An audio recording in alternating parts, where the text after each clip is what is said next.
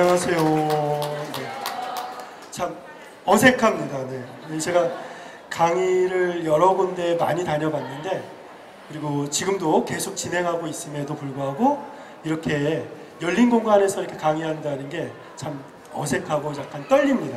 저희 명동 성당에서 몇 년 전에, 한 5, 6년 전에 800명 많았고도 해봤는데 여기가 더 떨리는 것 같습니다, 지금. 네. 그래서 근데 모든 거 시작하기 전에 우리가 함께 주님의 기도 같이 하고 했으면 좋겠습니다. 성부와 성자와 성령의 이름으로. 하늘에 계신 우리 아버지, 아버지의 이름이 거룩히 빛나시며 아버지의 나라가 오시며 아버지의 뜻이 하늘에서와 같이 땅에서도 이루어지소서.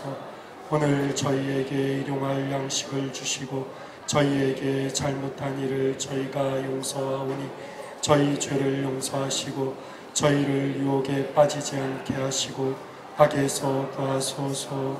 아멘. 성부와 성자와 성령의 이름으로 아멘. 네, 사실 이제 오늘 이야기는 제가 여러분하고 한 50분, 1시간 정도 얘기를 해달라고 해서 준비를 했는데요. 이야기의 시작은 이제 책이 어떻게 나왔는가라는 이야기부터 시작해서, 그리고 책이 어떻게 구성되어 있는가 같이 나누고, 그 중에서 한 대목 룻기에 대해서 제가 이제 따로 정리한 것을 같이 얘기하면서 제가 평상시에 글을 쓰면서 생각하는 바들, 이런 것들을 한번 여러분하고 나눠봤으면 좋겠습니다. 책 자체는 원래 의정부 주보에 2018년 1월부터 올해 2019년 6월까지 연재해서 그 50회 이야기했던 겁니다. 책 주보에 연재할 때는 성경 속 사람들의 이야기라는 제목으로 해서 성경에 등장하는 인물들을 성경의 순서에 따라서 살펴보면서 그들의 삶과 우리의 삶에 대해서 같이 이야기했습니다. 주보라는 한정된 공간 안에다가 쓰다 보니까 매 원고지 15장 분량 안에서 이게 작성을 했습니다. 그래서 여러분들도 보시게 되면 아시겠지만은 50챕터로 나눠져 있는데 분량이 거의 비슷비슷합니다. 그렇게 해서 작성을 했습니다. 주보의 원고를 쓸 때는 성경 속 사람들의 이야기라고 했지만 책을 만들면서 책 제목을 무엇으로 할 것인가 라고 하는데, 여러 가지 이제 우리 수녀님들하고 편집부하고 얘기하면서 여러 제목들이 제안이 됐었는데, 제가 제목을 왜 이렇게 했느냐면, 성경에 등장하는 사람들을 보면은 그들에게 공통되는 것이 있습니다. 그 공통점이 그들이 모두가 하느님과 어떤 관계를 맺고 살아간다는 겁니다. 그냥 성경에 등장하는 사람들이 마구 솔직히 잘 사는 사람들도 있지만 잘 나가던 사람도 어느 순간에 실수하고 잘못할 때 있습니다. 우리가 잘 아는 이야기, 다윗이 우리아의 아내 밧세바를 취할 때, 그럴 때는 완전히 남복군이죠. 그런 모습들을 보일 때도 있어요. 그런데 그럼에도 끊임없이 하느님과 관계를 맺고 살아간다는 겁니다. 그러고 보니까 우리들도, 우리 신앙인들도 그냥 살아가는 것이 아니라 주님과의 관계 속에서 살아간다라는 생각이 들었습니다. 이런 것에 대해서 성경에서는 이렇게 하느님과 관계 맺고 살아가는 사람들을 함께 걷는다라는 표현을 많이 씁니다. 우리 창세기의 에녹 이야기 있죠? 에녹 이제 하느님께서 데려가셨는데 에녹은 하느님과 함께 걸었다라고 이야기하고, 아브라함이 소돔과 고모라를 향해서 세 천사가 걸어갈 때 그들과 함께 걸어갔다라고도 이야기합니다. 그리고 광야의 백성은 하느님의 인도, 낮에는 구름 기둥, 밤에는 불 기둥 하는 하느님의 인도하에서 광야를 걸어갔습니다. 그래서 함께 걷는다라는 말은 그냥 단순히 동반한다라는 의미가 아니라 하느님의 백성으로서 하느님과 함께 살아가는 그런 것을 의미하는 말이다 라는 생각이 들어서 하느님과 함께 걷는 사람들이라고 했습니다. 사실 그렇게 한 이유가 있어요. 제가 이 책 제목을 하면서 성경에 등장한 사람들 분명히 하느님과 함께 걸어간 사람들인데, 저는 우리들도 하느님과 함께 걷는 사람들이라는 것을 같이 이야기하고 싶어서 책 제목을 이렇게 해봤습니다.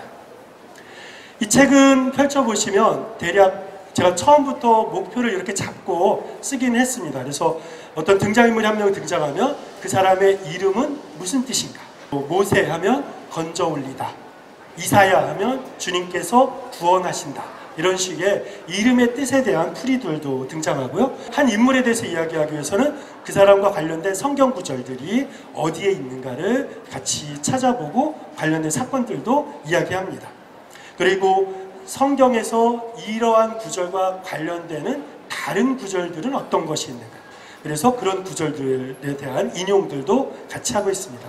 그리고 그러면서 그 안에 담긴 기본 의미를 찾고 있습니다. 이거는 이제 성경을 읽어 나갈 때 우리가 늘 하는 작업이긴 합니다. 그냥 단순하게 읽는 것이 아니라 읽으면서 본문 자체가 말하고자 하는 것이 무엇인가를 찾는 작업을 기초적으로 하는 것입니다.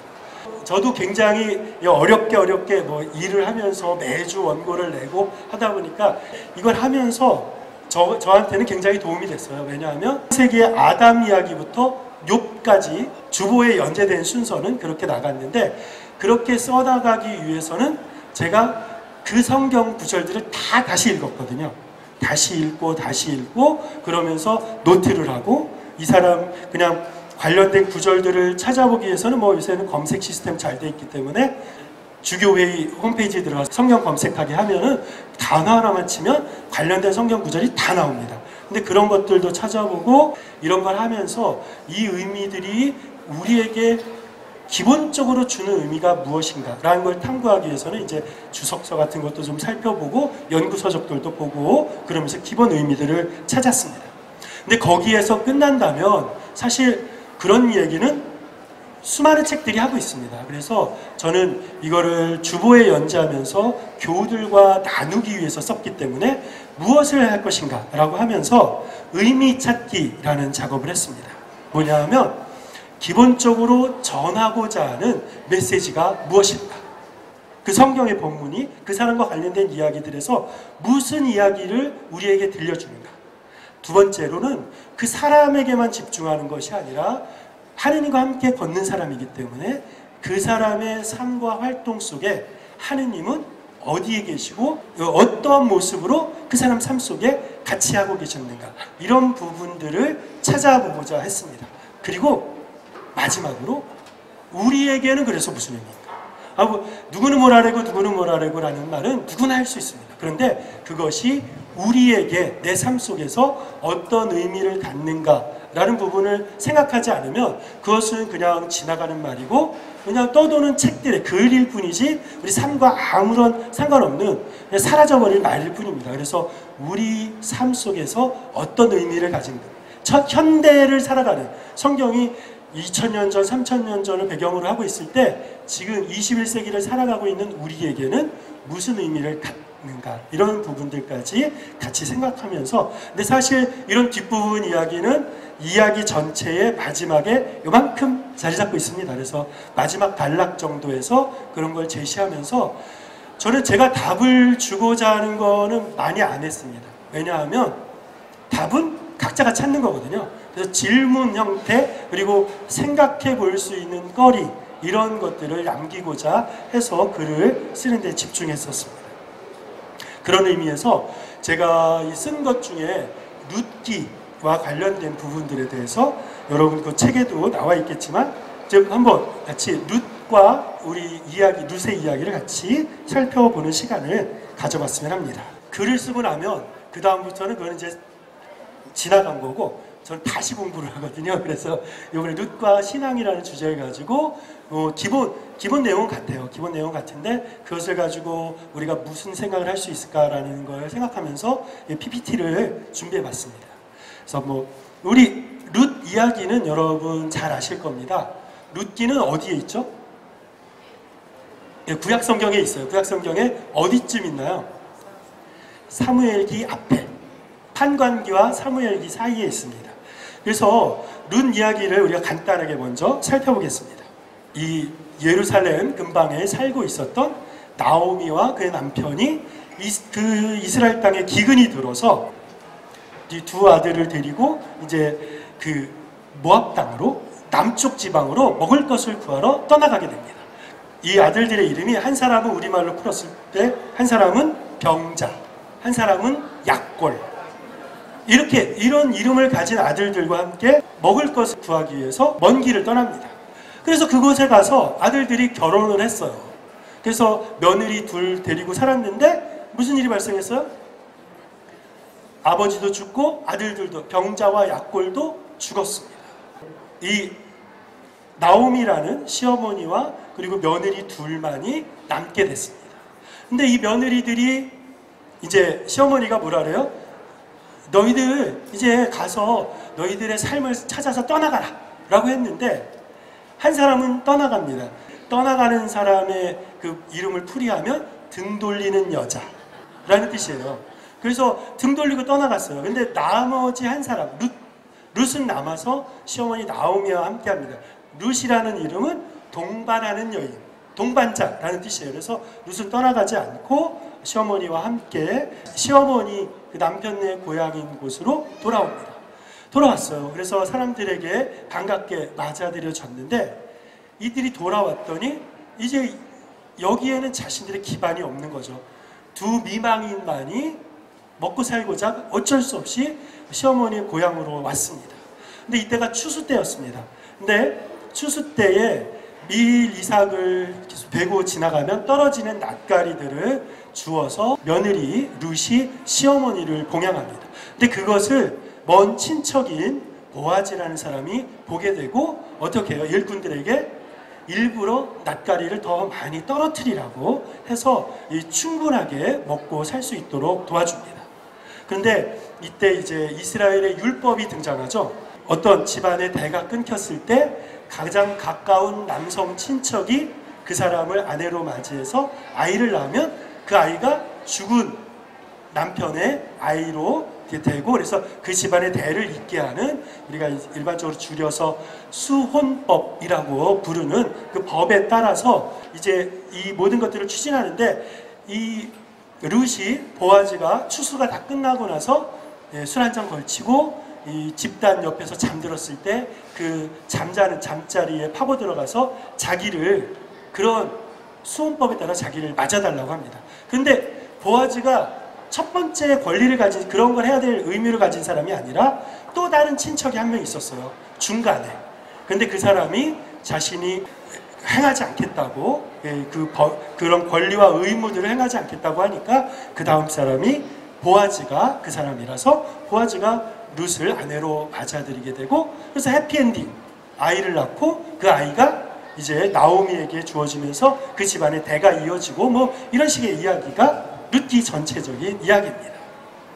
이 안에 뭐 여러 가지 이야기들 많은데요. 근데 이 보아즈와 룻이 나중에 누가 되는 거예요? 다윗의 증조할아버지, 증조할머니입니다. 그래서 그 다음에 이제 사무엘기로 넘어가면서 성경에서는 순서에 따라서 다윗 이야기로 조금씩 넘어가게 됩니다.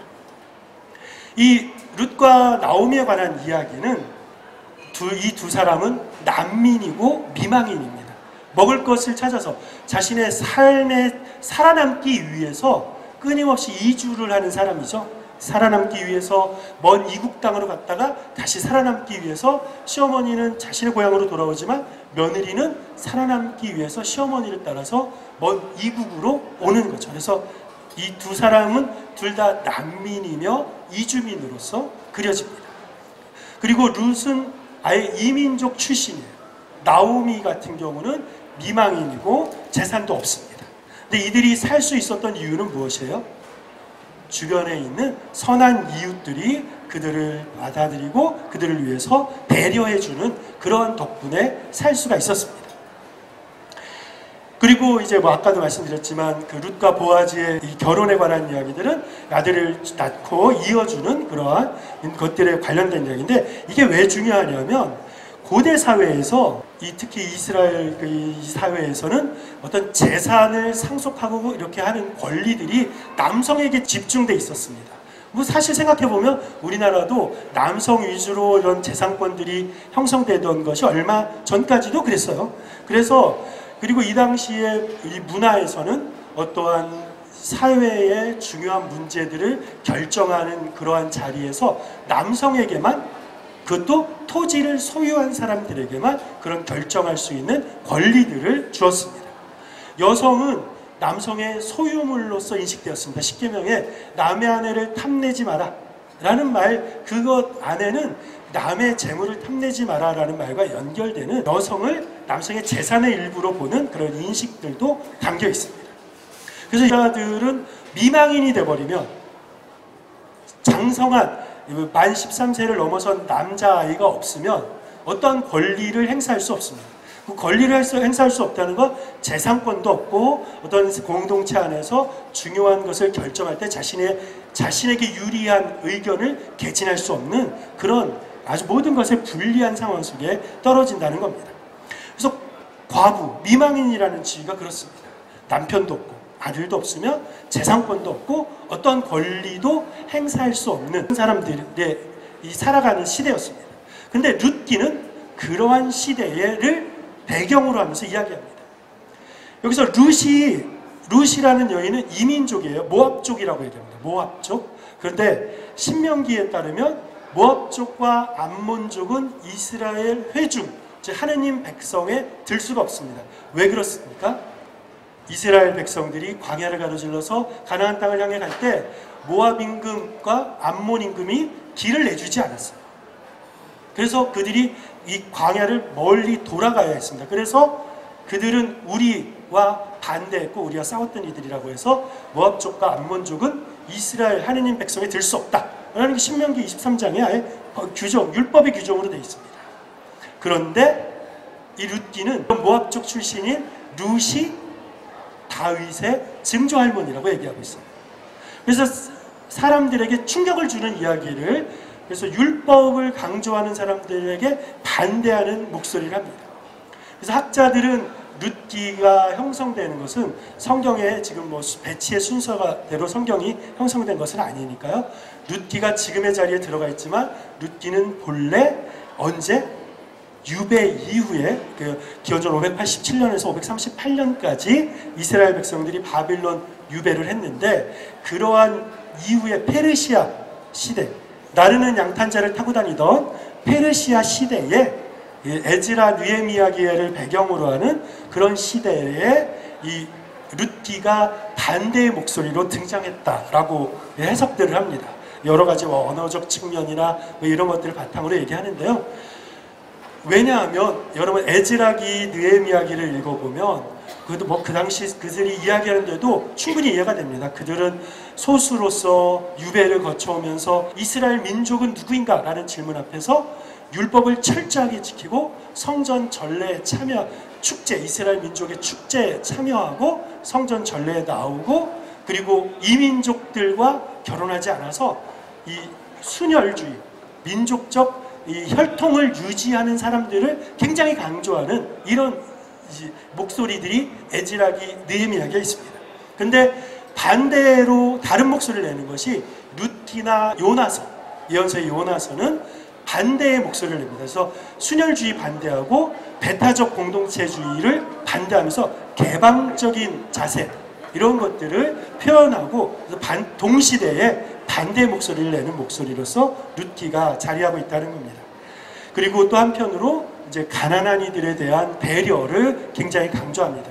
에즈라 느헤미야기를 이야기하는 사람들은 예루살렘이라는 도시에 살면서 도시 성전을 중심으로 살아가던 이들이었고, 근데 이제 룻기 같은 경우는 농경 문화를 배경으로 하고 있거든요. 도시 외곽에서. 그래서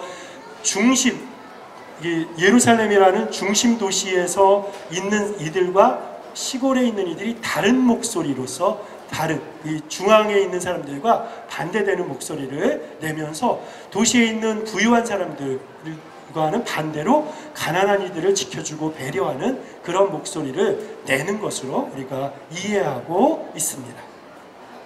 여기서부터 이제 제가 이렇게 본문을 이렇게 분석을 하고 나면 그 다음에 이것이 관련되는 구절은 무엇이 있을까 찾아봅니다. 그래서 제가 관련된 구절을 찾아봤더니 약자, 가난한 이들에 대한 이 구약성경 안에 있는 여러 구절들이 있습니다. 탈출기에 있는 약자보호법이라는 것이 레위기, 민수기, 신명기 이런 데서 확장돼서 등장합니다. 탈출기 22장 20장에서 26절 우리가 이것을 계약법전이라는 책에 탈출기 안에서도 계약법전이라고 불리는 이 중간 다른 부분이 있는데요. 그 부분에서 한가운데 구조적으로 봤을 때 한가운데에 약자 보호법이 있습니다. 그래서 가난한 이들에게서 담보물을 받았어도 저녁이 되면 해가 지기 전에 그에게 주어야 된다. 뭐 이런 이야기들이 실려 있는 부분입니다. 근데 그러한 것들 왜 우리가 가난한 이들을 지켜줘야 되느냐? 이스라엘 사람들이 이집트에서 그러한 상태에 살았기 때문에 라고 이야기합니다. 그래서 고아와 과부와 나그네와 떠돌이 이런 말들을 하면서 구약성경에 보면 그들을 지켜주고 보호해주고 그들이 먹고 살 수 있도록 해줘야 된다는 이야기들을 자주 하고 있습니다. 또 다른 면에서 우리가 찾아볼 수 있는 것이 아까 룻 뒤에 이야기하면서 있었죠. 룻이 이 밀밭에서 떨어진 이삭을 주었다고 그랬죠. 그래서 그러한 것도 이 레위기에 보면 수확할 때 가난한 이들의 몫을 남겨둬야 된다고 하는데 어떤 식으로 표현하냐면 떨어진 밀 이삭을 줍기 위해 뒤돌아보지 말라라고 합니다. 뭐 농사를 지어보신 분들 이렇게 무슨 텃밭에서 토마토라도 길러보고 감자라도 키워보신 분들은 하나라도 더 찾으려고 딱 막 다 뒤집어 보잖아요. 그런데 레위기의 규정에서는 떨어진 밀이삭을 주우려고 돌아보지 마. 그것은 내 몫이 아니라 누구의 몫이라고요? 가난한 이들을 위해서 남겨둬야 될 몫이라고 이야기해주고 있습니다. 또 다른 부분을 우리가 찾을 수 있는데 아주 중요한 부분입니다. 11조에 관한 규정입니다.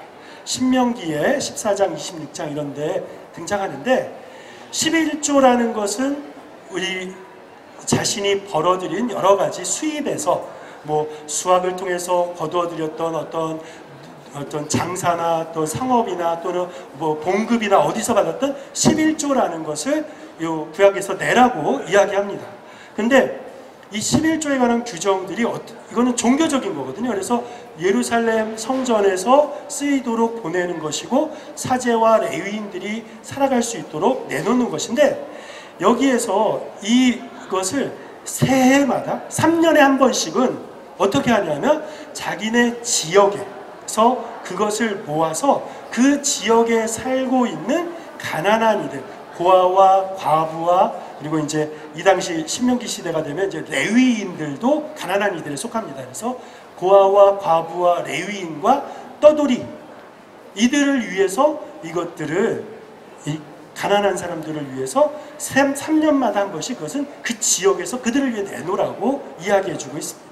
그래서 가난한 이들에 대한 배려라는 것이 이 구약 성경 안에서 여러 곳에서 뭐 더 나가면 이제 그것에 대한 예언서로 넘어가면 그러지 못하는 사회에 대한 비판의 이야기들 이런 것까지 쭉 이어서 우리가 찾아볼 수 있을 겁니다. 성경 안에서 이렇게 찾아보았다면 우리 교회의 가르침 안에서는 어떻게 이야기하는가를 또 생각해 봤습니다. Preferential option for the poor. 영어네요. 네. 근데 제가 이제 찾아서 이렇게 붙여놨는데요. 가난한 이들에 대한 우선적 선택이라고 우리 교회에서는 표현합니다. 이것은 가난한 이들을 누구보다 먼저 교회가 바라보고 만나야 된다라는 표현인데요. 그렇다고 해서 어떤 부유한 사람들의 권리를 또는 그들의 재산을 뺏어라라고 하는 무슨 공산주의적 그런 개념을 이야기하는 것이 아닙니다.